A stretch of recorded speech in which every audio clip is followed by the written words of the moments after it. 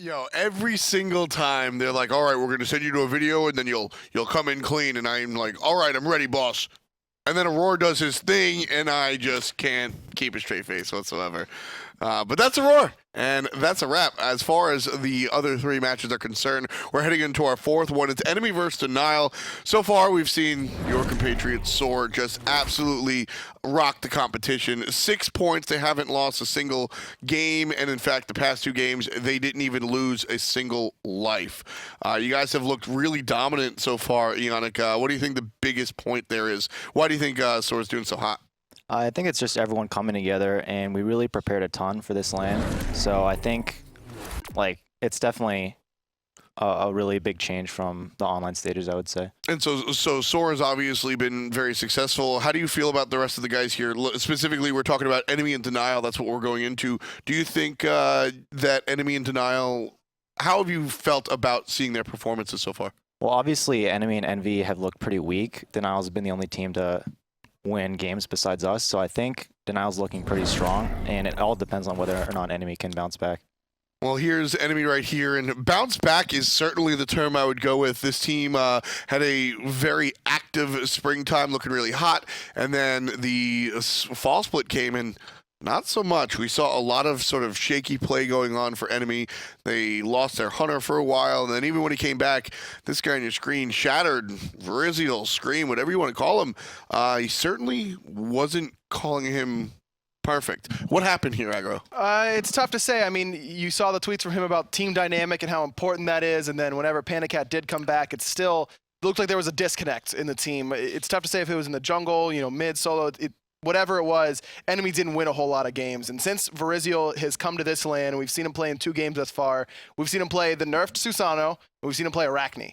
And neither of those worked out. It's time to play something that other people are playing, because other people are playing gods like Ratatoskr and Thor and Nemesis for a reason, and if it's time for Scream to pick those up. Well, when it comes down to it, Verizial is definitely, or Shattered, excuse me, has a very eclectic god pool, and as far as his picks are concerned, he pretty much has a pick of the litter. But when it comes down to strategy, that's generally somebody else, and it's generally going to be General Pain. PainDeViande has been a large part of what has made Enemy successful through various different rosters. Ionic, what can you tell me? You're in a sort of a coach position now. What can you tell me about Pain and why he is such a leader? Pain in general is just a good person at commanding respect and commanding that all the rookies on his team follow his call. I think it'd be a little tougher if he picked up some veterans that are already more established in the scene, but since he was really the only veteran on his team, he really just has such a commanding presence, and coming from the support role where you're usually the first one to initiate, it's really easy for people to follow up on what you want to do and to follow your calls. And so to take that a step further, right, yes, it's very good that he can sort of command the less inclined, the less veteran players than his own. But what about his, what do you think makes him command that sort of respect from the less veteran players? Just that he's established, I guess, and that he's been known to lead other players to the top like he did last year, and that really makes other players sort of respect him more, I would say. I definitely agree with that. The fact that he's done it before, he's taken a team of rookies and made something of them. I mean, obviously it wasn't all him, and there's no one who's going to claim that. But just having that sort of leadership ability and saying, listen, I had a ragtag group just like this before. We went to Worlds. We got second place. If you listen to me, we can do it again. And thus far hasn't worked out, but only one set in. We'll see if they can kind of turn it around here against Denial. Well, speaking of doing it again, I mean, like you said, we saw Enemy wind up number 2 at Worlds. It's been a long time since this guy has seen success. He had a gold trophy there in 2013, silver in 2014, and then silver in a console league program as well. His KDA is 1.8, and his name is Shadowq.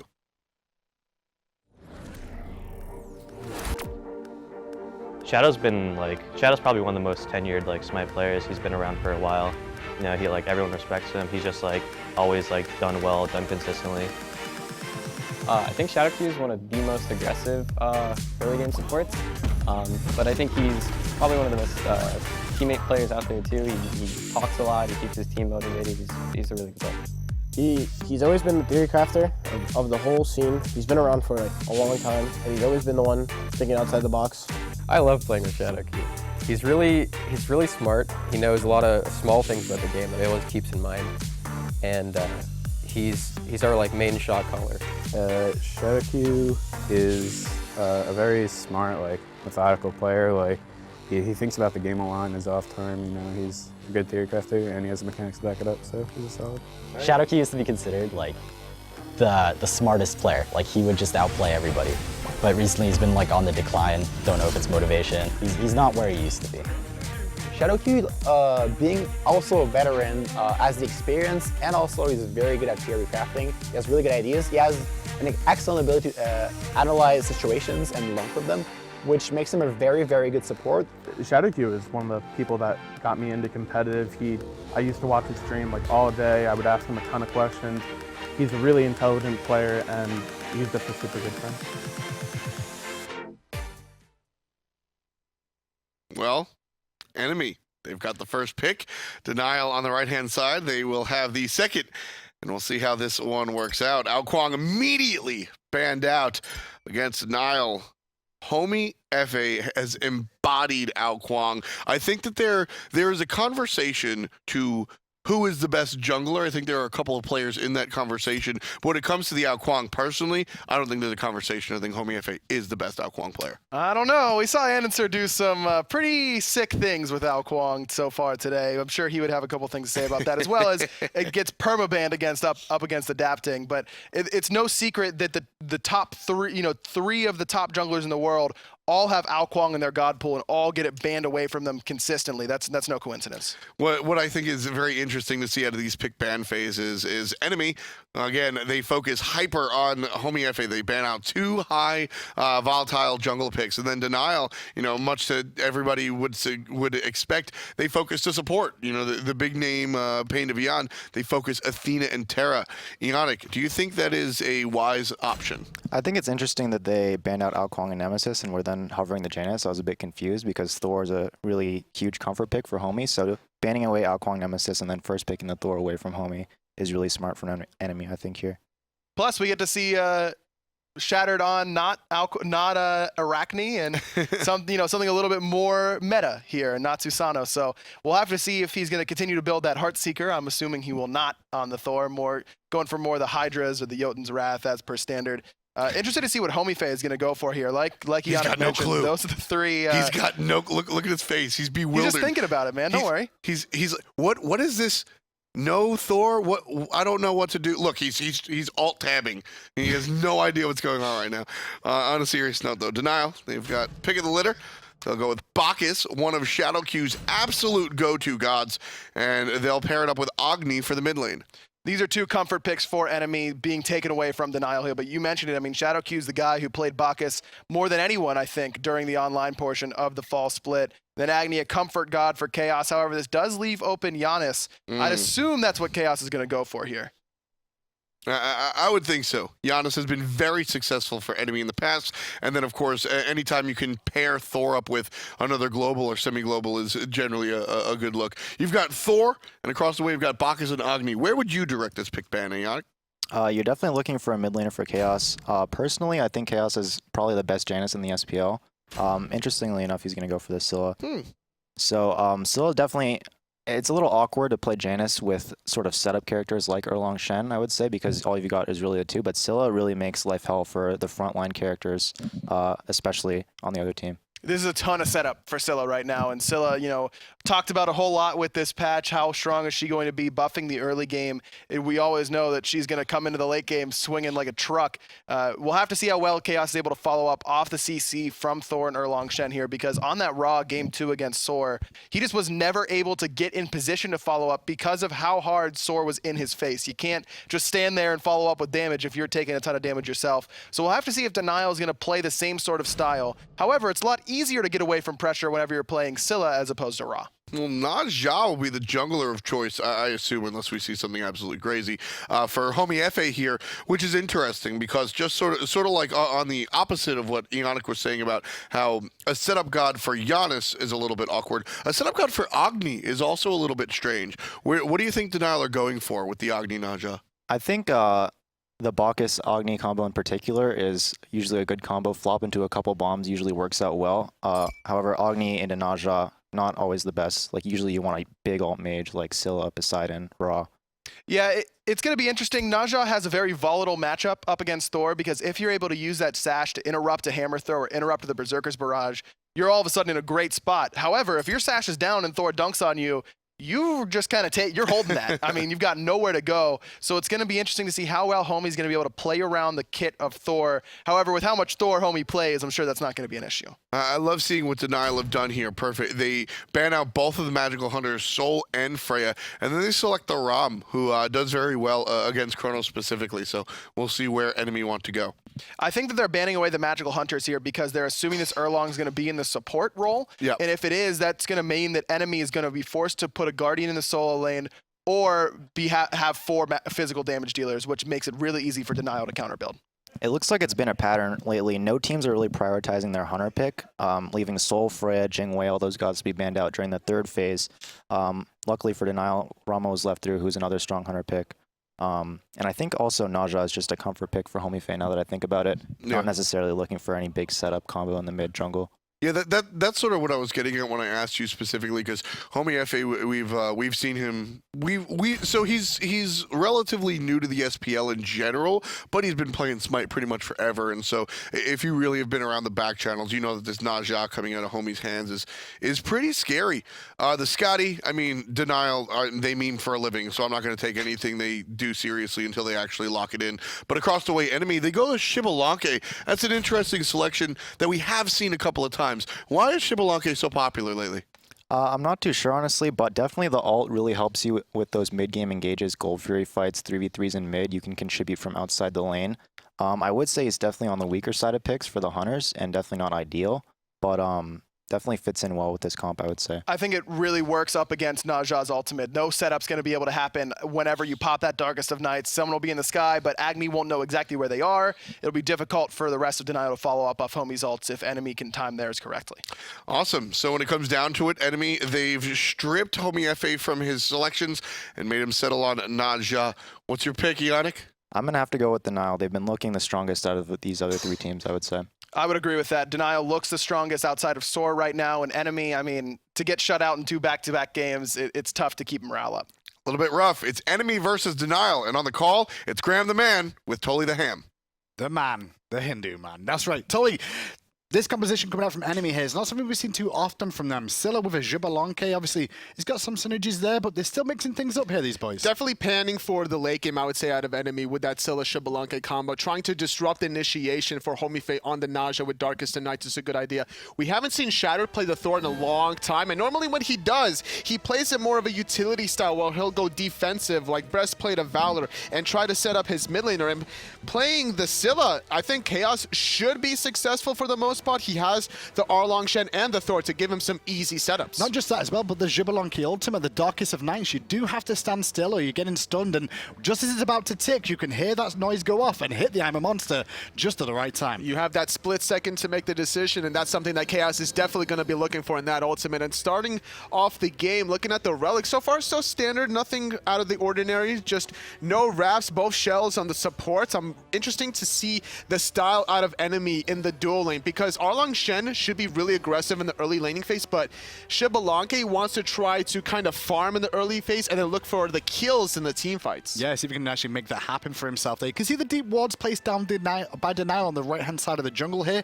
Is that more to worry about an invade potential or look for one themselves? It just could be about a strategy where you could be looking for both, or to see if they're going to start off speed into blue or blue into speed, which is a big important factor because we've seen some solo junglers where they'll do all 3 camps between blue, speed, right side mid harpies, and then they're going to teleport immediately back to the soul lane at level 2. They're going to miss out on some gold, but they'll have the experience lead.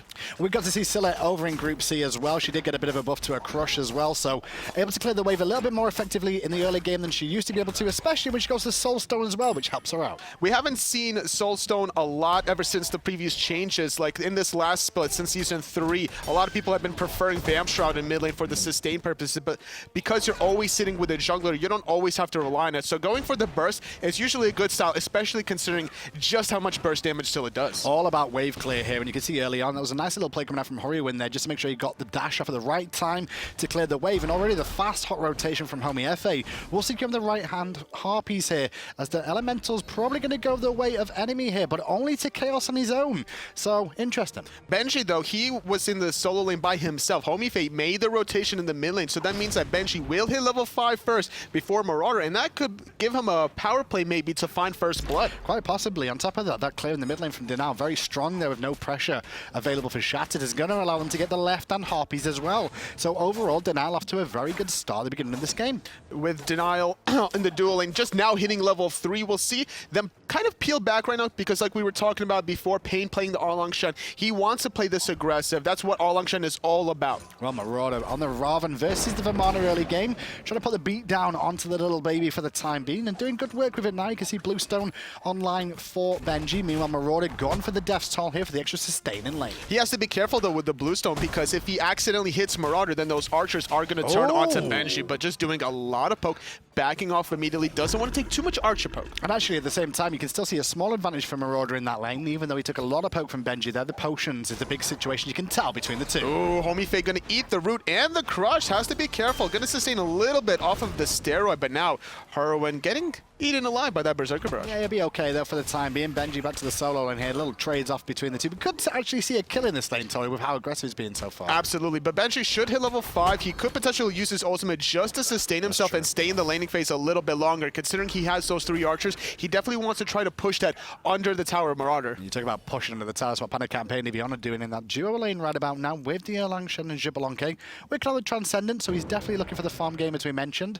And the Darkest of Nights, I think, will definitely come into play as we approach the time when the supports go to the mid lane. And that's the best thing you want to do as a Xbalanque. Go for that Transcendence Rush, because you have a lot of physical power scaling on your abilities, your Poison Darts, as well as your Rising Jaguar. On top of this, you want to have that MP5 sustain just to keep spamming those branching bolas. They really hurt in the late game. This is a very good performance from enemies duo lane here. You saw PainDeViande not using his pin to clear the wave, but to poke Vetium as much as possible. Burn those potions early, Toli. And as well as setting up the Poison Darts coming out of PandaCat. Even though he's only level 5 right now, that does a lot of damage if he can manage to hit 2 or 3 of those darts. And now level 5 on the side of everybody other than Shadowq and Vetium now, who'll get it off that wave as Shadow hits level 6 just as his speed buff comes back up. And this is the timing where teams are going to decide what they want to do, whether they want to invade or whether or not they want to get their own boss. Shattered hasn't backed yet for the Warrior Tabby, whereas Homiefe has, so you definitely don't want to contest in the enemy speed buff. Just going to peel it back, but immediately in the duel lane, aggressing, invading the red. Abusing the situation more than anything with that push power they had over in that duo lane. No recognition from Denial that was going on, and it's put him in a pretty good stead. Giving it over to PandaCat as well. This means the second red buff in their own side could go to Khaos as well for more dominance in the lanes. But despite in getting invaded on, Denial are still a little bit ahead in the gold-wise. Right. Somehow they have that 300 gold lead, and looking at the solo lane, they're still even, so normally Vamanas would be behind. That's Harpies for you, Tony. I mean, they got both sets of mid Harpies at the beginning of the game. They're getting the right Harpies now. Left one's about to come up. That's how Denial have developed this lead early on, as well as splitting a little bit better as well. And this early game, red buff doesn't matter too much. You're looking more at around the level 12 or higher, where red buff really makes that impact. Once the Scylla and the Agni gets those levels, that's where you're relying on the red buff power spikes. And as I said, the left-hand Harpies do go to Denial there. No contest coming out from enemy, who went to the right ones, and they're currently down. PainDeViande has now joined his mid laner, but Marauder still taking that trade with Benji there on the losing end of things. And there's the Darkest of Nights being popped, but I think it was a little bit too late for what they were looking for. I think Marauder was trying to combine with Benji. Shattered was in the sky. He was trying to look for that kind of a power play, and that's a really good thing that you want to do, because if you have Darkest of Nights up, you can't really see the Thor. You could hear him from a distance, but as long as Shattered has the right positioning and away from everybody, that is the perfect wombo combo. It's the surprise factor. Fire Elementals down here, and obviously this is the second game for Denial and enemy today. Denial did defeat the boys earlier on of Envy, but meanwhile PainDeViande is in a very awkward position here, taking up half health and waiting on the ground is the bombs from Agni. Hurriwind helping out Homiefe to get the first blood for Denial. They committed so many cooldowns onto Pain. They even caught him during the turtle dash. He didn't have time to get off his ultimate. If he had gotten off his ultimate before getting taken into the sky, he would have been able to heal upon landing. Fight, Vetium versus Panda, and Panda could be in a lot of trouble here. Has no dash away. There's kills going on everywhere. Cleaned up from Vetium. PandaCat takes a trade against a defensive hunter, and the defensive hunter wins. But Shatter died in response, as well as Homiefe, so trading 1-for-1 in the jungle so far. It's been on point. Denial with 3 kills very early in the game. Yeah, very crazy little fight there for them overall. I think we'll actually see PandaCat play a little bit more defensively now in that Xbalanque, and that was the first kill that we've actually seen enemy get today. Has to respect the Rama snipes. Even though he's level 8, it does a lot of damage. Being around 40% health or so, the mechanical skill coming out of Vetium, you have to respect it at this point in time. We've seen what he was able to do. I mean, if you dash in with a Xbalanque and you don't get the kill, you're going to have a bad time when Rama's in the sky and you've got no escapes. Absolutely, especially without your support backing you up out of danger. So now it's going to be enemy trying to figure out the right tactical way to get any sort of advantage, because their silence have been a little bit struggling, I would say. Marauder has been getting bullied out for the most part against Benji, but right now he's been getting the better end of it. And he did get a kill there. I think it was the first blood that Marauder got as well, as you can see by the gold extension that he's now got for himself there as well. Obviously going to bully Benji a little bit earlier on, but it didn't happen. So I think that first blood went there to Marauder, which has put him in good stead to, you know, weather the storm in this lane again. Right now he's only up about 200 gold. He has to figure out a way to extend it. As long as he could keep bullying it under the tower, then maybe he could look for a blue buff invade.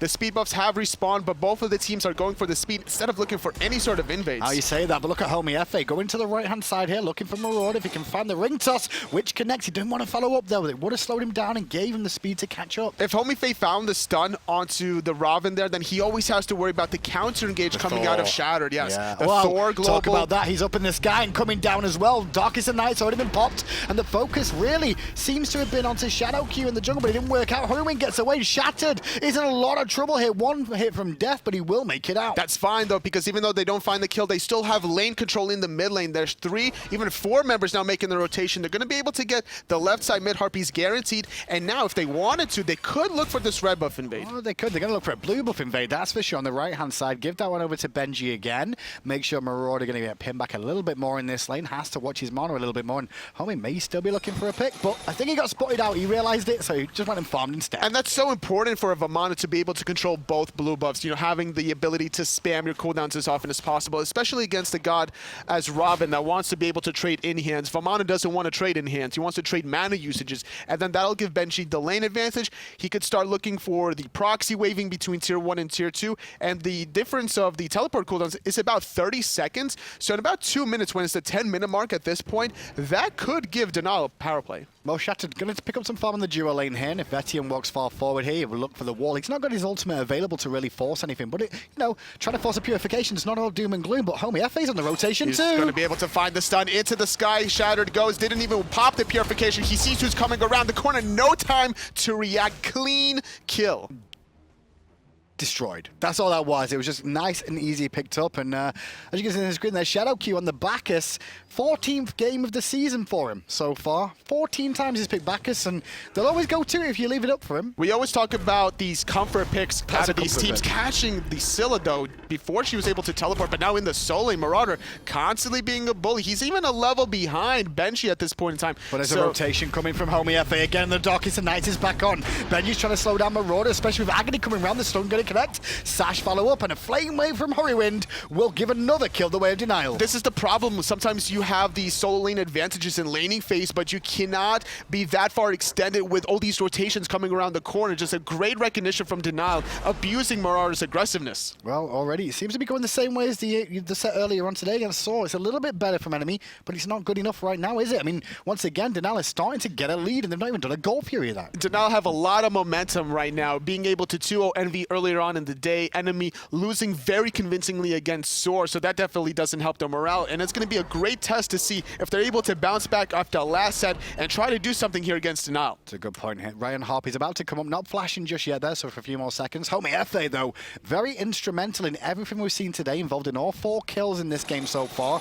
Been around the map everywhere, Tolan. He's actually found very important setups for his team. And we actually saw him on the screen after the Al Kwong Nemesis was banned. Thor was first. first pick out of enemy. And then we looked at Homiefe. He looked bewildered upon himself. He didn't know what to pick. He was bewildered for the simple fact he's like, really, you're going to battle those? Okay, I'll just pick Najar and carry my team anyway. That's what he basically did. Mid lane, no pressure. Onto Hurriwind, gets pinned and a lot of burst damage onto him. Going to force his purification. Good work from PainDeViande there, but not enough to actually kill him. No, just a little bit too far overextended, getting caught from behind from PainDeViande, doing a great job chain CCing him, and then finally forcing that purification. That's the one thing that now enemy has to abuse, that PainDeViande is playing this Erlang Shen. He's very tanky, going for the reinforced shoes with the Mark of the Vanguard. It's very difficult to really lock him down if he could get the heal off from his ultimate, which he certainly can with that build.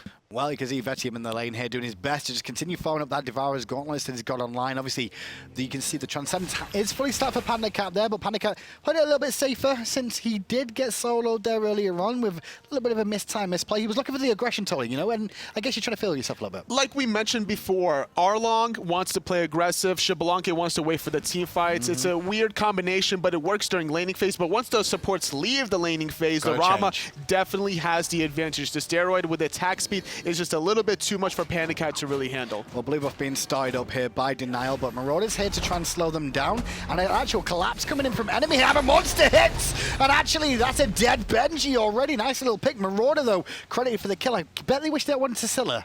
Oh, that should have definitely went to Scylla, but Benji found the meditation right before I'm a Monster confirmed the kill. Meanwhile, Denial tried to take advantage with all the rotations from enemy on the right by starting the goal, but it did get spotted out by PandaCat. Knocked up in mid lane. Crush connects as well. Won't get hit by the double tap from Shattered, but Hurriwind going to be forced back to base there. On the right-hand side, though, Homiefe got a nice little crit there. Marauder in a bit of trouble, choosing to box this one out with a minion wave.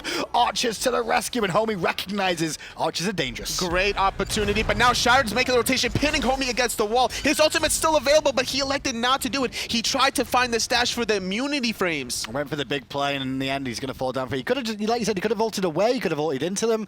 Had a couple of options there, but it didn't work out. So another kill the way of enemy, and it actually gets Shattered on the board as well now. But now Benji's trying to find somebody out of position. Going to be able to poke out Shattered. Blue buff has been picking up by Marauder, but he's left alone. The Frostbite Hammer isn't finished quite yet from Benji. In fact, he's actually going for a different route. Probably going to go into the Void Shield here. So the gold lead does collapse a little bit, I want to say, here between the two teams. Denial still have the edge here as Benji's trying to stop the back coming out from Shattered there.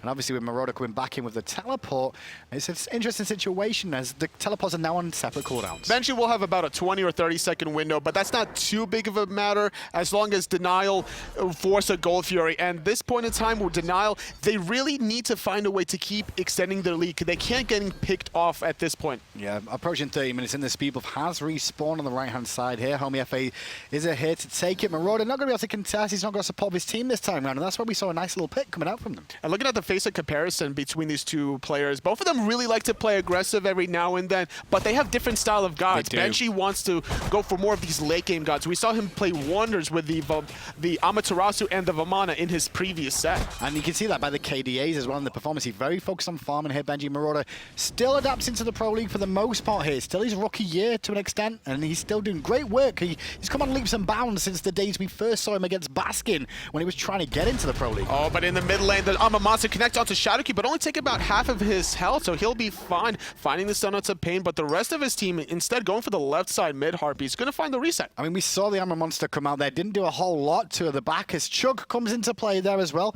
Not sure if he's maxing it, but it did feel like he took a lot less damage than usual there on that. No, just 1 point in the Chug, and Shell was on cooldown there, so surprised it didn't do as much as it looked like. Not as much. He does have the reinforced Greaves instead of shoes to the Mad Guy. A lot of Bacchuses will prefer the magic damage, trying to get people down hard enough with the Intoxicate, and the Belly Flop does a respectable amount of damage as well. So I like the style that Shadowq implements in his play, being that tanky frontliner, allowing Homie and Hurriwind to have more safety. Could be a Gold Fury attempt from enemy here. Let's have a listen to enemy's comms as they attempt this Gold Fury.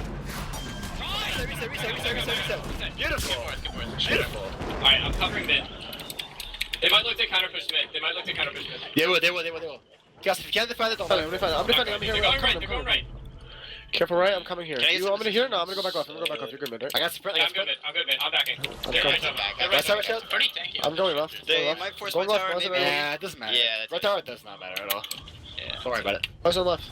I was in middle. Easy, ready? I was on left. What was timing on that, by the way? Do we know? There's two middle? Yeah, can I? What? I was left. No. Yeah, never mind. Guess it in here. Wait on the, yeah, we'll guess. I'm going to wait for you. Missing left for now. I have to go left. I can't go mid yet. I have to go left. Just trying to stay left. Alright, sweet. Oh, well. Can't do the whole thing. Yo. There's a thing here. Missing left for now. Actually, left for now. So Tully, you heard the comms there coming out from him. It's pretty clean. Get the goal for you, get out. Enemy are very well known for doing those sort of plays there. And they were having to give up the tower as well. Which is why when we started the game, I was surprised that we didn't see a wrath coming out of Enemy because of how well they're known for getting these early goal furies. And when we were listening into the comms, they were very antsy, I would say, and very just like hyperventilating almost to the point as they were sneaking the goal fury. They knew just how much tension it was about sneaking that goal fury. And that's an important goal fury as well, Tully. Absolutely. But then like about 15 seconds or later, they started to collect themselves after they gathered all the thoughts. They called out what they needed to. Right-hand side, a lot of pressure onto Homiefe, whose Sanctuary is away to safety for now. Darkest of Night's already down the route, not going to connect from Khaos there, so he'll just limp back as well. Marauder and Benji were thinking about rotating, but nothing comes of it. Clean disengage. The Shadow, though, he does go in the sky. He wants to find the engage. He's going to come landing down onto Shadowq, but that's not the target they really want to go for. This tanky Bacchus is not the primary one you have to. They keep finding Bacchus and Marauder looking to clean out those right harpies. Split 1-1. Shadowq gets one. Benji trying to flank around the back. Going to look at Marauder here. Marauder still has his ultimate. As meanwhile, Homiefe going to get purification off of Khaos with a very good sash. Marauder's going back in. And that's going to be taken into the sky as Marauder waiting for him on the bottom side. It's going to be Chaos with a monster, but he had to pop the Sanctuary. He didn't want to get the reset, but more damage onto Shadowq. The crush connects. That's going to be the second dead for Denial. This is better for Enemy. Benji's in trouble as well, looking to use the big baby and beat a couple of players down. More for survivability than anything. Hurriwind still hanging around here, going to get pinned and do some damage back to Marauder, but not a whole lot. Hurriwind still looking to pressure mid potentially, especially now that Vetium has made this rotation. But now in the mid lane, Benji still looking for more poke onto PainDeViande with Hurriwind, not electing to really tower dive. Shadow, though, has made the rotation as well. He bought the teleport second relic, so now he has even more global presence around the map. And I like the style that Benji went for, going for the Void Shield after Breastplate of Valor instead of the typical Frostbound Hammer, because sometimes you could potentially get carried away trying to look for tower dives with the constant slows. Well, on the back of that fight, Shadowq finally did fall down after a little bit of focus onto him there for a while. Big ultimate coming out from Khaos there that really made an impact, got himself the first kill of the game for himself, and also started that Book of Thoth stacking up as well. Oh, however, left-hand side, Shad's wall a little bit too early there, a little bit too premature, and it's cost him a potential gank. It makes sense trying to go for that early wall because you could stop Vetium from rolling backwards. You can even catch a mid-roll, or even if he rolls, he's not going to be able to go past it unless he does have defensive. But either way, just a little bit too early, and now Vetium safely under the tower. The rest of his team looking for things to do. Buffs are about to respawn. Yeah, Khaos and Enemy trying to just like push this on a little bit. Now they've got themselves into a nice little groove this game, I want to say. Now got off to a good start. Enemy getting that goal through, then that last little fight went their way as well. If they can keep this snowball going, it's good signs for them, especially after the performance we saw earlier on. Enemy has to be playing slow and steady. They have to be very methodical about their wards right now and then look for the goal through. But it's going to be a double from Pain. Shad not going to find the ultimate to the mark he wants. Purify to avoid a stun that never even connected. Does jump away nicely though to the right-hand side. Shad not really found with those ultimates so far. It just doesn't seem the communication is either quite there. Shadow needs to be a little bit more patient. He has the setup coming out of Pain. This is why he's playing the Erlang Shen. He has the root cripple, he has the turtle knockup, and he has the taunt. Wait for him to make the first move and follow up. Well, 50 seconds until the next Gold Fury spawns again. Enemy snuck the last one. I don't think Denial will be the same sort of way this time round, Tolly. They'll be a little bit more prepared for this one. Gold Fury will come up in about less than 1 minute, and Denial needs to make sure that Enemy doesn't pull a fast one on them again, because honestly, I think that Denial will start winning team fights as long as that Homiefe can find that primary initiation. But if Enemy can be able to start getting that Gold Furies, then the team fights is going to go in their way. And right now we see that 1 level gap between these junglers. Yeah, 1 level gap, and it's actually in favor of Shattered right now, doing a better job of farming here. Although the initiation's a different story, Homiefe has been the brunt of that, but also been picked off quite a few times. 3 deaths so far, but 4 kills involved. It's not a bad idea to try to be that primary initiator with the nausea, because you could potentially set the rest of your team up for easy kills. There's a lot of area of effect damage coming out of Denial between this Agni and Bacchus. So Homiefe doing a good job initiating. Yeah, so back to the mid lane we go for the time being. Ward control is in Denial's favor around the Gold Fury pit for now. I do like the pressure we see out of enemy in the dual lane right now. They did that for the first Gold Fury attempt here. PandaCat pushed up this lane with the support of Shattered and PainDeViande and immediately rotated to the Gold Fury knowing they had pressure. And it looks like they're trying to do the same sort of thing again. This is the point in time where both teams are going to be doing that Gold Fury dance right around. They see each other on the opposite ends with the left side mid Harpy spawning. Somebody's going to have to pull the trigger first, but Shattered, he's waiting for it. He has that Thor wall, which could easily set up chaos. Well, there's a flop going in, but it's not going to find home from Shadowq. Looking towards PandaCat. Into the sky goes Shattered again. Looking for the angle. Not going to find all of them, just the one, and it was Homiefe, who sanctuaries the Amber Monster. Very important one there. Shadowq under pressure as the bombs rain down from Hurriwind. And meanwhile, poor old PandaCat going to get caught out on his own. And now, one member dead on the side of enemy. And now that's going to be a 3-on-3 still because somebody had to back in the mid lane. Vetium taken into the sky, but he doesn't have to worry about Amber Monster. All three connect. Shattered is going to have to back here, but Marauder is running away from the big baby. And on top of that, that gives pressure to Denial here. They could look for the Gold Fury, but they're a little bit too uncomfortable with doing it without the ultimates available, and especially with Pain and Khaos still here. Yes, he's not got Amber Monster, but he can still do a ton of damage with a crush. And they didn't really force any relics out of Khaos, so he's going to be freely able to cast those root crushes with PainDeViande right around the corner. That root cripple into another root cripple is not something you really want to be dealing with, but... Well, no hog. Let's see if he can do it. Wrath not available for either team this time round, and zoned away he is. The teleport a little bit too late from Marauder there. Wasted teleportation. I say that, but at the same time, Benji used his as well, so it's not all doom and gloom. Khaos was just not in position. They recognized that he was going to be doing his own red buff and those back harpies, and instantly, without any hesitation, getting the Gold Fury around the 21-minute mark. And this is something that Denial are really going to need to continue to do, especially against enemy. Bit of a seesaw battle this one, Totally. A little bit closer than we've seen earlier on today so far between these two teams. And their performances, to speak of, Denial did very, very well against Envy early on. Enemy, not the same story against Thor. As Enemy now trying to answer back to that Gold Fury by trying to siege this tier 1. It's not a bad idea. They blew a lot of these cooldowns, and their relics, some of them are still down. We see the sprint and the meditation, though. Benji and Homiefe taking that crush to the face. Good poke onto Benji more than anything else. You don't want to use the big baby, so he's going to be forced back to base here. Doesn't have teleport to get back to the fight, but I don't think there's anything Enemy can capitalize off that unless they look for picks again in the mid. Shattered is still around the right-hand side. He can easily set up Khaos, but he does get spotted, barely avoiding that bomb stun. Great positioning from Shattered. He's still lingering around the corner, and that's what you really want to do, being the Thor. You have that global presence. You just want to sit in between that fire giant. Solid performance so far from Enemy and Denial in this game. I would say Enemy have stepped it up a little bit. Denial, you know, have been solid throughout, and in the online stages too. They've had a very good performance overall. Last time these two faced off against each other, I mean, Enemy did lose to Denial. Denial had their number. Well, that's something that Enemy is known for. Like, even though they have been playing a little bit poorly in the beginning of the split, you can never count them out, which is why I still think that teams are going to be respecting them in day number 2 and day number 3. You can never count out the LAN experience out of every member from Enemy. I mean, there's 6 points on the line for every single team every single day. Saw have run away with day 1 with their performances, got the full 6 points already. But then when you look at day 2 and day 3, there's still another 12 points available in those days for all the teams. Yeah, Baskin even tweeted out after their sets, this is the group of Deathbringer, and he's referring to himself and his own team. I'm a monster. Sorry, no, I'm a monster. Is available actually and may be used shortly. Crush comes out as pressure onto Shadowq, but Homiefe has his back. Getting the purification out. Shen did not get away to his hammer, and now he's in an awkward spot. Vetium missing the 3rd hit. Very important that he lands it, and now he's being chased down.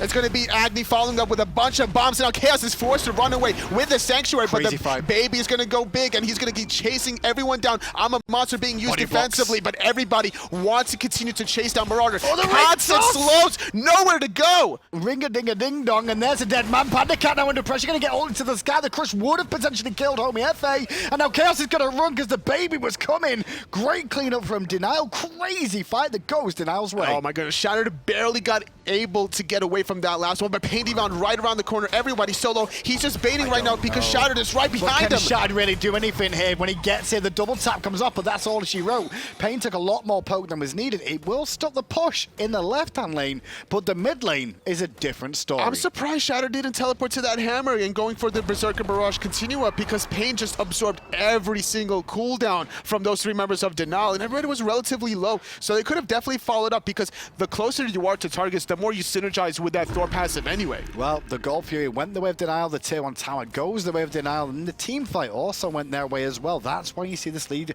starting to establish itself now. 3.4k.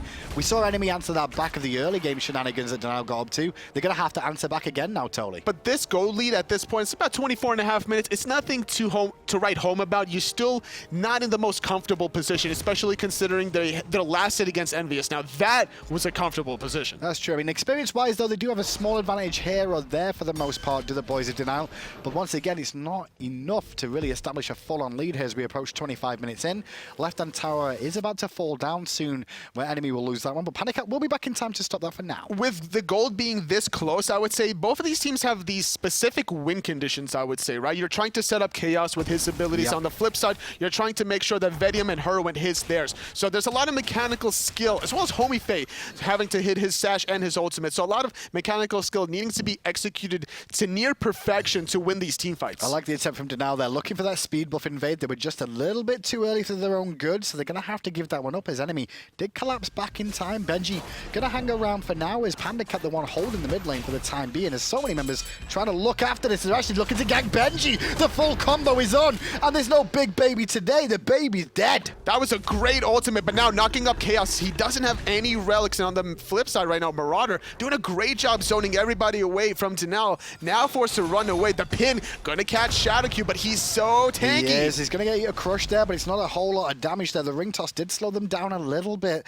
as he all dance on this right-hand side. I don't really see what they're fighting for, Toli. I guess the worst thing about that fight, Toli, for me is if you lose that fight big, you're losing the Fire Giant as well. Absolutely, and Benji doesn't have the magical defense quite yet to really deal with this Scylla. Shattered was using his ultimate kind of like a global satellite just to see who's trying to contest the speed buff, and that was Benji right around the corner. He didn't hear or see Shattered in the air, and immediately all that follow from Khaos just deleted Benji off the map. And Hurriwind on this Agni doing a very good job of clearing the wave before it approaches the tower, forcing Enemy, if they want to try and get this tier 1, they have to dive it and tank it themselves, and with Rama there in support, it's very difficult. And I love what Shattered is doing here, just sitting on the right-hand side, constantly getting the farm. He has the teleport available to make the rotations, making Denial the false illusion, like, oh, I'm on right lane, you know, you have to do something about it. Then all of a sudden, here comes 5 members from Enemy down the left-hand side. And right now, Enemy doesn't have to do anything around this Gold Fury with Benji being on the right. They could keep pushing in the tier 1. Well, Denial are pulling this Gold Fury. Let's listen into the Denial comms as they look to attempt this second Gold Fury.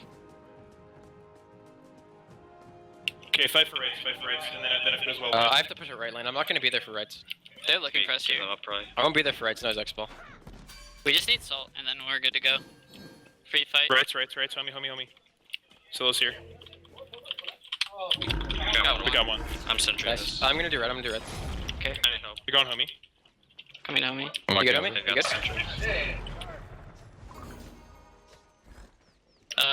Ravana's here, I guess? Did they be on gold? They're on. Are they? Okay, let's go. Xbo's on. Belching in. Thor's lone and red. Transform on our lane. We better run it. We can fight. Coming behind. It's my I rolled. They're gonna go salt. Thor's probably in the air, careful. I poked them. Throw it down. Thor hand down. That's good. Oh, I'm stunned. Okay, Okay, look at gold. We don't have a sentry. I don't think we need a sentry. We're out of sentries. Do we need one? No. No, I don't think so. Okay, I can tank. If you keep eyes on Thor. I'm looking at Thor behind. I'm looking for Thor. I'm not pinned, I'm fine. I'm rooted. I think We're on a 2 now. Thor hammered. Thank you. This is really sloppy. Can we maybe? Can we just do it? Can we fight? Go. Run it. Thor hammer. Salt. Look at salt. I vault. I can ult still. I missed. Gonna have Nice! Yeah, boy. Go. Where are you at? We should. You guys are pretty quiet over there now! What's the plan? Mid or right? Or nothing? Back. Okay, back. I'm gonna do board. We should. What the fuck? Okay, push. Sorry. What's the plan? Right? Yeah, right. Okay, let's go right now. We're gonna get tier 1 and back. Okay, sorry. Well, you heard the end of the plan there. Tully, very interesting. Triple kill for Vetium. They get the gold fury. It wasn't clean though. They said that themselves. This is sloppy. It was. It was very sloppy. They always had to worry about Shattered coming on the backhand side. They forced his ultimate very early in the engagement. He had to go wrap around. And then we saw the overcommitment from enemy between Marauder and PainDeViande trying to start the team fight off themselves. And then Shattered gets blown up as well. There's not that much magical, well, there's no magical defense right now onto Marauder. So he gets blown up. Both soul laners trying to find that magic defense, and they get blown up on the opposition. And it's just been a worse situation there. Even though Denial's caught comms, but they weren't exactly clean there, but they caught the right targets, you know? And I think even though to the natural listener, it sounds very confusing, I think everybody understood what their job was supposed to be there, because Thor was called and Scylla was called, yet they both got focused down, even though they weren't even on the same target. It's just great comms coming out of Denial, great patience as well. They made the important target switching more importantly than anything else. Everyone came in kind of like one by one, I would say, from enemy. Yep. And as a result, Denial was just able to pluck them apart. I'm just looking at the carries of Denial here. I mean, they're the ones with the majority of the kills as well. Vetium 6-0-1. And then Hurriwind on the Agni 3-0-6. Both involved in multiple kills. Positioning very well by both of them for the most part in these team fights. And even if they do get caught, the peel from the team is coming up solid. I feel that Vetium is one of those silent killers in like the scene that you just always have to respect. You just don't know when he's going to be able to go off, and already being able to finish his build completely with the Deathbringer, the Oboe, having the Wind Demon. He's going to be doing so much attack speed once he pops that steroid, and this is the point in time where Denial can actually start forcing Fire Giant fights despite only having a 7,000 gold lead. That's cool. I mean, you say only a 7,000, but 7,000 is quite a bit. It's 1,000 plus per player on the team across the map, and you saw the Darkest of Night shoes there by PandaCat, a little bit worried about some aggression. And actually on the left-hand side, you can see Benji is currently doing his best split push impersonation right now. I say only 7,000 because enemies still have Khaos on this Scylla. That's going to be the one factor that they're going to be relying on around the Fire Giant pit. Well, you mentioned the Fire Giant, and they've started it up here as well. PainDeViande trying to close the gap a little bit and put some poke pressure on. PandaCat on the way over as well. Didn't use Darkest of Night, but that was a good crush. Khaos, however, got hit by bombs and Vetium looking for the cleanup crew. Juke one more time. Khaos, he does. No hit connects. It's so hard to hit Scylla during Alma Monster. The movement speed bonus, the CC immunity makes her such a slippery little target, and that's going to allow Khaos to now reset, but that's an important cooldown that's being traded. I like the fact that Vetium forced that out there. And because of that, it's not easy to really secure this Fire Giant as easy, so to now go back to it, trying to bait him, PainDeViande onto an awkward spot. The turtle is very slow today. The hair would definitely catch that one. Marauder, though, just going to show his presence and slow down this advance. And we saw the damage coming out of Hurriwind on the Agni bombs. It took 2 bombs to get Khaos that low for Vetium to follow up, and now enemy, they're trying to find the right angle. They're all funneling in one by one, though. Trying to force it. They really want PandaCat at the back, or Khaos, who's swinging around the right-hand side here as well. They're now going to start to commit slowly. Shadowq took a lot of free poke there. He's forced to flop away back towards the Fire Giant. The sprint was popped by enemy, but the stun from Hurriwind slowed them down again. But the counter sprint from Denial just to be able to disengage Vetium. He's in a lot of trouble. He doesn't have his ultimate. Forced to use that Sanctuary. The bomb zoning away the rest of enemy. And now that Fire Giant was doing so much damage to Denial there, and that's why they took all that poke. And now Benji's going to get pressured on by Shattered. Low on mana there is Benji. Has no blue buff available to him. It's still available for him to go and take there. Are enemy going to stop the Fire Giant? Doesn't look like it. They just wait to relieve the pressure. No, not at all. Benji's teleport is still available. He'll be coming back into this team fight relatively quickly. And enemy just waiting for that right opportunity to catch somebody out of position. Like we mentioned before, they have the setup between the Erlang and the Thor for Khaos to find that Root Crush combo. With Vetium's relics being on cooldown, that's going to be the primary target for this next engagement. I'm looking at the Hunters and I'm looking at the mid laners. Both of those two situational players, and both teams can make a big impact here. The Hunters are pretty much full build right now. Just 1 or 2 little things left, like the Deathbringer for PandaCat here, and we're going to start people swinging for the fences. And what's scary is that both of these mid mages don't have their Rada Tahuti finished quite yet. So once that big power spike is complete, we're going to see some people just get 2-shot. Quite potentially, and it will happen around the Fire Gen as well. The dance continues.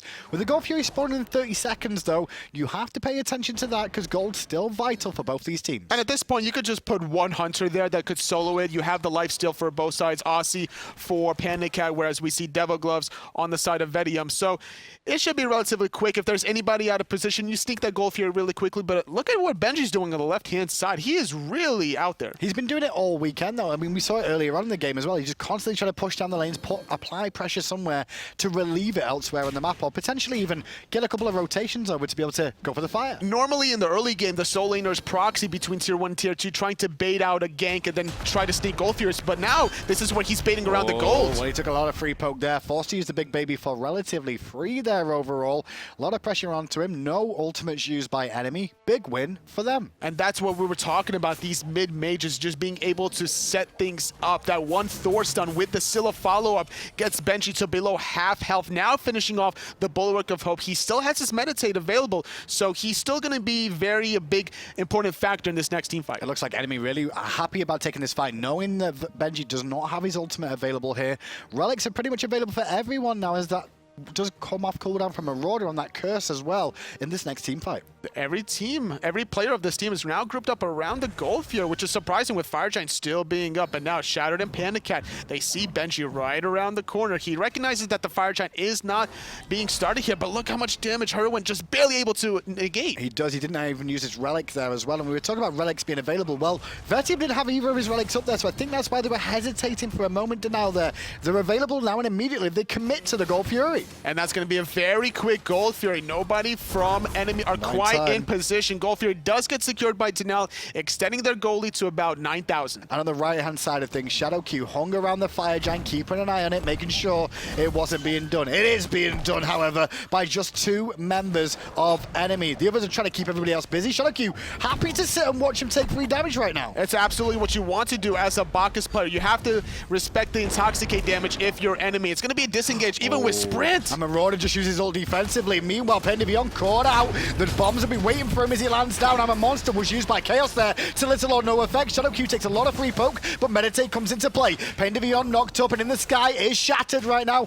And Vetium looking for the snipes as well, I should say. Shattered comes in and takes out Shadowq, but Vetium cleans up Panda. That's going to be a 1-for-1 so far, but now PainDeViande forcing Hurriwind to dash away. Homie cleans up Marauder. Now going to barely not able to find the route. Shattered comes from the backhand side. And he's looking towards Vetium, who's out of mana here, but a good stun, and Homiefe collapsing, going to force Shattered to purify and jump to his hammer. Khaos has to sentinel away, but Benji's going to give chase. The slow from the crush will help for a second, and he'll avoid a lot of the damage with the sank, but still big babies here, and Khaos is going to fall down. And that's PainDeViande being cleaned up as well. 4 members dead on the side of enemy. Shattered's going to be able to back into his own base, and now Denial are going to be rewarded with a Fire Giant. No teleport available for Shattered to come back to this fight quickly either. His ultimate on cooldown right now. I don't know how long it's going to take them to do this. It shouldn't take too long with Vetium being here and Hurriwind, who's heavy on the build. There's just too much late game damage between Homiefe and Vetium. This is the point in time where they're going to be able to melt these objectives so cleanly. We see the Titan's Bane and Deathbringer out of Homiefe, so whoever he takes into the sky, even if it's Marauder, they're going to absolutely melt. So tell me, what was the biggest problem with that team fight overall there? I mean, it was very sporadic. It was all over the place. People diving after each other. What was the issue and why did Denial win it? It just seemed that Khaos was doing a lot of damage initially to Shadowq, but all those cooldowns went to Shadowq. So because of that, the rest of the members of Denial were able to just wreak havoc. We saw just how cleanly Benji was able to zone PandaCat away. We saw Vetium in the sky trying to find the confirmed hits as well. Shattered had to run away, couldn't really support the rest of his team, and everyone else just collapsed. And when you mentioned PandaCat here, he's been completely shut down this game as well. You can't really ignore it. 0-4-3, he's got less than 10,000 player damage on a Hunter when he's got that build. You can really see the investment Denial are putting into him. And that's not being able to build those stacks. He's missing 30 potential physical power, and whereas Vetium, he does have those 8 kills. Not building upon like any physical power with the stacks, but he's still having the late game build complete, and as a result, his team has been benefiting so much off of his player damage. Well, 37 minutes in, and Denial are looking for the split push option again. Benji now in the right-hand side on the Vamana has the teleport available if he needs to come across, and try to make Marauder make a decision here about when he's going to teleport in, because I'm pretty sure Denial will be happy to force this fight here. 4-on-4 on the left-hand side, whereas both solo laners are kind of toying around with each other on the right. We see Shattered waiting for that right opportunity on the left side jungle just to be able to use that ultimate, trying to set up Khaos, but we don't see Denial pulling the trigger quite yet. And for the time being, I mean, Denial will be happy with this because Benji does have the big baby. If he can keep chipping away at the tower, eventually he could just use the big baby and backdoor it. And he has the Fire Giant sustained on top of this, so he could never leave that lane if he really wants to, and that's making it very tricky for enemy. They're doing a good job of holding here. Just using the crush there for the slow more than anything else to not allow the minions in. They're now going to force this though with Shadowq tanking up. He is very tanky on the front side. Chipped at the tower. It's very low, but Shattered's in. I'm a monster is available. Is he going to look for the elbow? Who's going to get? He's going to hit one, and it was Homiefe. Deleted. PandaCat gets the credit for the kill, but Vetium takes out the other jungler in response. Great job finding Homiefe right before he was able to really use his ultimate. And now in the mid lane, both soul laners are still making the rotation, but it's taking forever for Benji. He has no mana even if he gets there. He is out of mana, but he's got Fire Giant. Remember, this tower is very low, and if he just turns up around the back with a big baby, he could cause problems for enemy. And they're actually going to fall back enemy here. Look towards Benji, as meanwhile, PainDeViande looking to zone them away on the front side, but they now get what they came for in the tier 2 tower. They definitely did, and now with the sprint being activated enemy, they were about to back off, but now General Pain are leading them into the promised land. It seems they want to be able to try to find one more straggler if they can. Is the promised land really the enemy half of the jungle here? Gold Fury is down. They've still got Fire Giant. There's nothing available to take here. Enemy just end up backing away. Let's go to the graphs, and you'll see this game is just slowly but surely stepped down and down and down into Denial's favor. And I would like to see Denial start grouping up as 5. There's no reason to try to force these 4v4 engagements anymore. You need to have Benji be able to zone away Khaos. You cannot allow him to freely cast I'm a monster. I think you could do that now, especially with only one tier 2 tower left. You just go and siege that down as a team. They're not going to defend that one. At the Phoenixes, though, do you expect a split push? At this point in time, I would expect enemy to start looking for split pushes with Shattered playing the Thor with the teleport. That's their saving grace, I would say, to try to get back into this game, because as long as Denial stick up as 5, I don't see them losing these engagements. Well, we saw enemy try and do that against Thor earlier on, where they tried the split push option, and Shattered did end up getting poked out and pushed away. And PandaCat, this game being pressured. Meanwhile, in mid lane, Shattered. Nice little use of abilities there to get away from Hurriwind, who's looking on fire right now. He's so aggressive, dashing in aggressively against the Thor player. He has those bombs available to him, but now Marauder, he's able to overhead kick away. PainDeViande on the left-hand side, he gets spotted out though. But they're not going to actually collapse on him there for the most part. Instead, they'll just take the speed buff and the win of the tier 2 tower. The Fire Giant is due to spawn again in under a minute now, and I think that's Denial's plan. Fall back, let's get the next fire. And they don't have to worry about too much burst damage coming out of enemy, because Khaos has to force himself to either use I'm a monster on the team fight or onto the Fire Giant, if that's the route that Denial elect to go for. So as long as Denial can separate away, make sure nothing too crazy is going on, they can avoid the Darkest of Nights coming out of PandaCat, they should be in a good spot. So I tell you, I'm looking at enemy right now, and the fact that they look at the scoreboard, they can see Hurriwind is currently 3-0-9, and they can see Vetium is 9-0-1. In the next team fight, which one should be the major priority focus here? At this point, it's so difficult to choose either one. I think they're too protected, I would say, by Benji and Shadowq. You have to go through those two targets if you want to get to them. And Shattered, I wouldn't say that he has quite the damage at this point in time to be able to really get it off, because he had to go into this defensive option with a Mad Guy's Blessing. Rough situation then for an enemy to be in right now. Still have an opportunity because they've got that little girl on your screen, Scylla. She can make game-changing plays here. But the Fire Giant's been started, and Marauder's on zone duty trying to get in there to find out how low it's getting. It's all up to Khaos, and it's all up to enemy. But right now, Khaos not hitting either of those abilities, and that's going to have to be a disengage from PandaCat. He has to wait for Pain to find the setup, or Shattered. A lot of Mad Guy's Blessing between these two frontliners already. Well, let's have a listen to enemy's comms as they look to defend the Fire Giant. Good set. Watch this out to me. Take it. Yeah, D-ward. I'm getting this steward. Those are my beats. It's fine. They use a fuck done. Okay. They pulled again. Can I He's taking poke. Wait. Not yet. HP, Marauder. Hey, tap. Alright, ulting. We gotta go. Can we just kill Bacchus? You can, yeah. Maybe. Watch Rama. A lot of damage on Rama. Careful. Look. Right here. Rama's in the air. Hey, he's I need bomb. I'm shell. Back out. Can we jump in too? I'm shell. I'm hold up. I'm back. Time. I'm in. So you got. Oh well. Yes, that wall, dude. Yeah, I mean, I had the wall. That's all their ultimates, by the way. Do you want me to TP? Yeah, we need you 100%. We need you 100%. They have look confirmed. We have Scylla. I'm coming back in. Just poke him. You gotta go. I'm coming back in from the side here. Scream, do you have Throw to your away Khaos and then go for it. No, I don't. I'm coming there. Shout. Reset. Careful. Vamana is Vamana's zoning, so... My ult's up at 15, please. Yeah, get out if you can. Can we poke them? I You can, but wait for Well, it. plans did not work out well for enemy there. This lambs to the slaughter for the most part. The carries stay alive, but their front line slowly falls, Tolly. It definitely is that this Agni was able to do a lot in that team fight, but Banshee, yet again, all these mid-majors are just destroying the front line. But now, with 2 members dead from enemy, Denal are going to start the Fire Giant. They have a chance, but Khaos, he has to get closer if he wants to steal this one. And Hurriwind's on zone duty here. PandaCat does zone it, and enemy get the Fire Giant! How did they manage to take that one out? PandaCat's going to take a trade against the army. Homie takes it to the sky, low on mana, but he's got support waiting. Panda's in a lot of trouble, and he will fall down for the kill, but Fire Giant goes the way of enemy. That's such a great play coming out of Shadowq, able to get in there and get out with his life. Everybody was so low from Denal. That's going to give another second life to enemy as they try to drag it onto the late game. They're so good about delaying games whenever they know that they can't win the early games. Enemy have done that for a long time. You go back to last season as well. It would be a 40-minute game that they lose all the way through. They hang on at their Phoenixes. They find a way back in. Split push is an option. Take a Phoenix after a decent trade, things like that.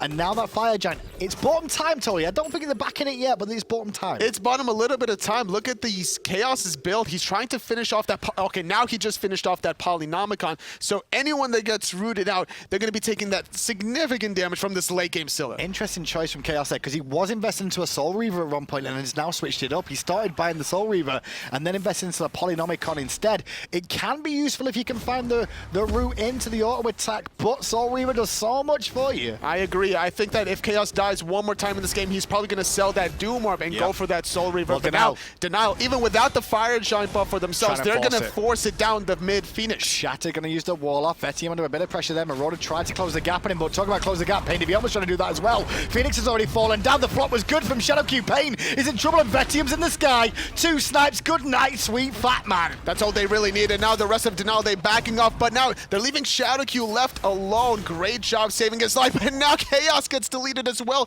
2 members dead from Denial. 2 dead from Denial up again. Sorry, 2 members dead from enemy, you should say. And Denial in the advantage seat now. Only 1 with the Fire Giant remaining. Gold Fury available as well.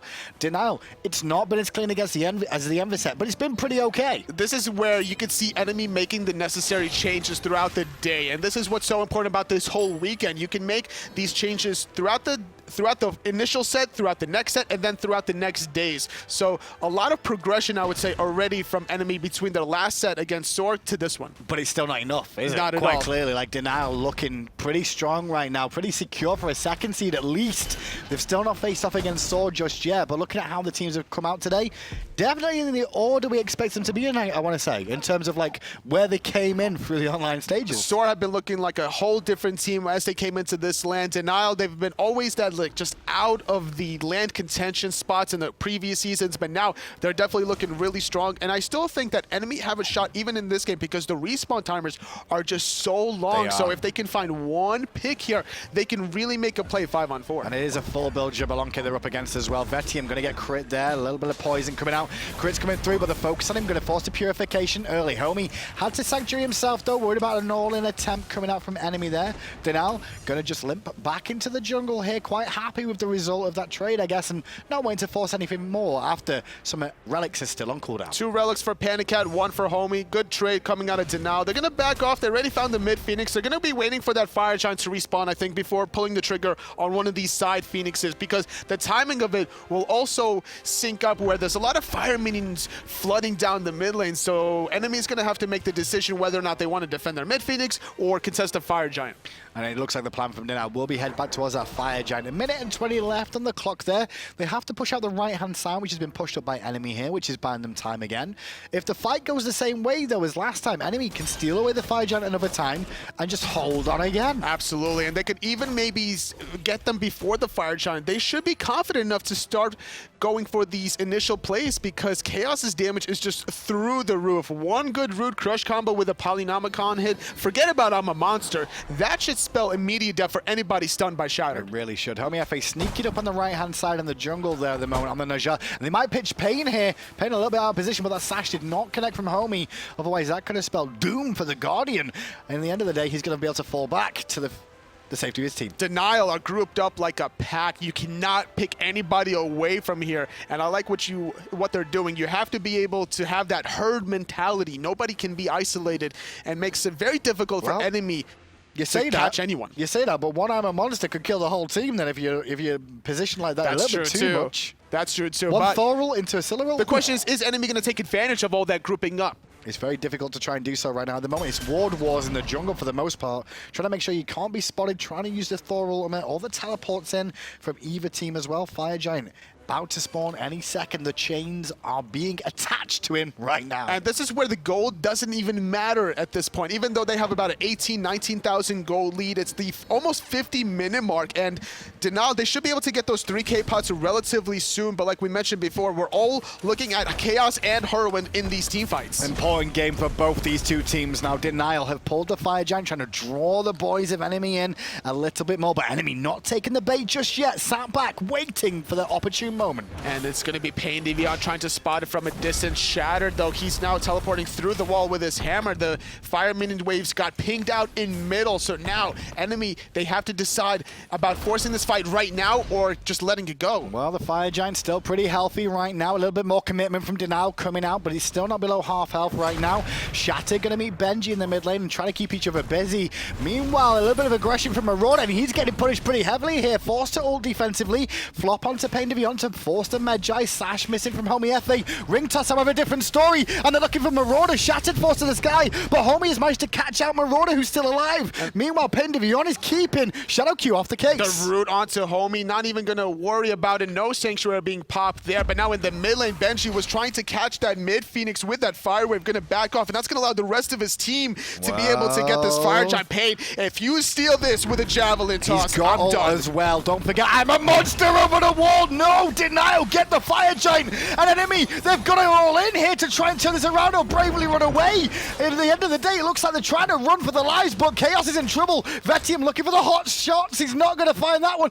He was looking at it, but he just couldn't see it. He couldn't see the Khaos, unfortunately, but Marauder's going to be the first victim of this drawn-out teamfight. Denial are running down the right lane with the Fire Giant buff. They found the front line tanky target. They're going to try to find Pain, but that root is going to deter the rest of Denial. And next up is the Phoenix on the right-hand side. Middle Phoenix is weak, and remember, all 5 members have the Fire Giant buff with Marauder dead for a whole minute still. Denial are in a great spot, but Shatter's making a last-ditch defense. This is so risky right now, and look how patient Denial was. They knew what was going on, but Hurriwind, he's forced into the double relics, but instantly Shadowq popping him up. The rest of his team is going to back off, though. Root does land, but only onto Shadowq, so he's not going to be too upset about that. Denial regrouping towards the mid lane here. Is a weakened Phoenix, as they said. They don't want to play too aggressive. They've still got 30 seconds of Marauder respawning. And they have the Fire Giant buff to sustain them up. Shadowq took a lot of poke, as well as Hurriwind, and they're almost already at full health. So with this weakened mid Phoenix, Vetium should be able to realistically 2 or 3 shot this. And ultimates are available again. Homiefe has his up, as does Shadowq for the flop into the Intoxicate to make him more drunk. Darkest and Ice from PandaCat to slow them down, but the Phoenix in mid is still going to fall here. Benji going to force the issue most of the time as PainDeViande is in trouble. He gets knocked up, but he has his ultimate active, so he'll get a lot of sustain off of this. Denial are going to back off on the left-hand side. They got 2 out of the 3 Phoenixes. They're respecting the respawn out of Marauder. They're going to disengage. They're going to get some 3K pots and regroup. And on top of that, Enemy can't really answer back to that either, Tully. I mean, they could come for a fight, but if they do that, what's going to happen? The base could be ended on the other side.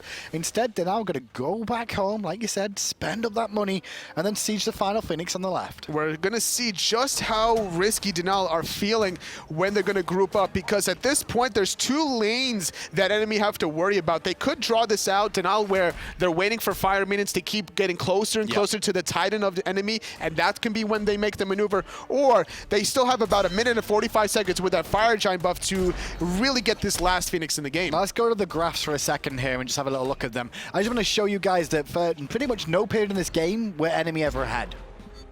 They were even at best. Absolutely. And since then, Denial have slowly but surely taken things down. It's not been as clean as Saw, but it is still pretty methodical. Only 8 kills to 22. Enemy are hanging by a thread at this point in time. The fact that they've even made it past the 30-minute mark is impressive, I would say, from Denial. So they're still in a position where, like we mentioned before, Khaos can make a play. We saw just how much damage he can really do. He can, but at the same time, he's against 2 people who still haven't died in a 52-minute game. And it's the 2 carries of Denial in Vetium and Hurriwind, which is very impressive in its own Great way. positioning between these two players. I'm really surprised that they still have 0 deaths in such a long game at this point. Now, Vetium leading the charge, though, he has to be careful. But There's a lot of setup. I'll tell you what, we said they've not died, but if anything, Enemy would be quite happy for taking all those deaths earlier on. If those two die right about now, it'll be about 70 seconds on the respawn, if not a little bit more as we approach towards the hour mark. Everything's about the timing. So like you said, if they were to die at this point, their respawn timers would be about 75 seconds. But now Shattered is going in the sky. Darkest of Night comes out. I'm a monster! Not going to be popped yet. He's holding it, but he took a lot of free poke because of it. Boom! Not going to find what he wanted, and Shadowq will take out Khaos. Next on the list is Shattered. He's going to jump to his hammer and wall off Benji, but the Phoenix is going down. The Titan is starting to be hit by fire minions too. PandaCat's back though on full health and looking to get the damage off, but Homiefe is going to deny the option. So much out of that assassin will delete Xbalanque. He did over 1,000 damage with that ultimate as PainDeViande is forced to retreat on the top hand side. Shattered sacrifices himself trying to defend the Titan, but that's going to be Denial taking the first game. And Denial took it pretty well. They took him a long time to do it though, totally. Enemy showed what they can do for the most part in terms of holding on in a game. That Fire Giant delayed that game a whole lot, but it wasn't really anything Denial had to struggle with. No, not at all. We saw just how patient they were about baiting everybody around the corner. They were using Hurriwind's bombs very effectively. Everybody from Enemy really had to play around the bombs. And on the other side, though, they also had to worry about Khaos playing that Scylla. So a lot of respect between these two mid-mages for both teams. A very interesting performance from both the two teams overall, though. I mean, Enemy put themselves in a pretty interesting position there with trying to get that Fire Giant. The Armor Monster was always a threat. You have to respect the Armor Monster. Denial did a pretty good job of respecting that too. Absolutely, and I think that Enemy, despite losing that last game, only with a potential to finish off the day with 1 point in this first day, are still in a good spot, I would say, mentally, because like we mentioned before, they've been making these progressive moves between the last set and this last game, so I expect them to really be able to bounce back. They could potentially count. I mean, the picks and balance there seemed a little bit better from their point of view. Do you feel the same, Tony? I feel like their picks and balance was a lot stronger, and they had more methodical strategies coming out because they targeted out the jungler. They were able to ban out his 2 gods, take away the Thor, Homiefe, and on top of this, they forced him into Naja. That's something that he wasn't normally used to playing. It's a very hit or miss god at times. Really, really is. Well, the analysts are ready. They've got a long 50+ minute game to talk about. F-Dot, take it away. Damn. That's that game stretched, and that game stretched, and that game stretched, and that game stretched, and that game stretched, and that game stretched, and then it stretched some more. It seemed like there was so many opportunities for what's it called? Enemy? Excuse me, for Enemy to not win. It was a long game, man. I feel you. I understand. Yeah, so Enemy just holding on, holding on, holding on. They almost die. You know, they almost get wiped. They almost get wiped. They've always got one person up to contest an objective, and then Shattered steals away a Fire Giant with a Thor ult to continue it going. But, I mean, they didn't have, like, any structures down. Even if they were to, they would have had to full-on wipe Denial to win that game at the end. One, that was a branching bola. That's still a Fire Giant. That was a branching bola. Dead ass. And 2, what I want to know is, Eonic, a lot of times people sit back and there's a big difference between understanding the game at the top level and understanding the game enough because you watch the SPL a bunch. And watching that game, I think a lot of people were just sort of screaming at their monitor like, end the game. Why was there so much trepidation? Why was there so much caution in ending the game there? To me, it comes down to Khaos. It really seemed like whenever Denial was looking to push for the Fire Giant or looking to push a tower, Khaos would always find a nice 1-2 combo, or maybe he would get a nice setup from a Thor wall into a 1-2 combo, poke out one of Denial's front lines and make it really hard for them to push down the objective or force a Fire Giant fight. So I think it really came down to just the Scylla poke, which is why they weren't able to really end the game as fast as they could have. Yeah, I mean, at that point in the game, a single crush, we saw it happen multiple times, a single crush takes you down to 50%, or even more so. So, I mean, like, how do you best combat that? You just kill the Scylla, and we saw it there at the end. You saw Scylla just waiting for Homiefe to come down out of that Naja ult, and that's kind of interaction that we didn't really talk about, is that, yeah, Naja sets up great for your mage, but he also kind of sets himself up for the opposing mage. We saw Khaos take advantage of that a couple times, tried to at the end there, but the rest of Denial just pushes forward, goes for the kill onto Scylla, they pick him up, and after that, they just rush the Titan room. Khaos is really the only damage that was preventing them from doing so. So, you know.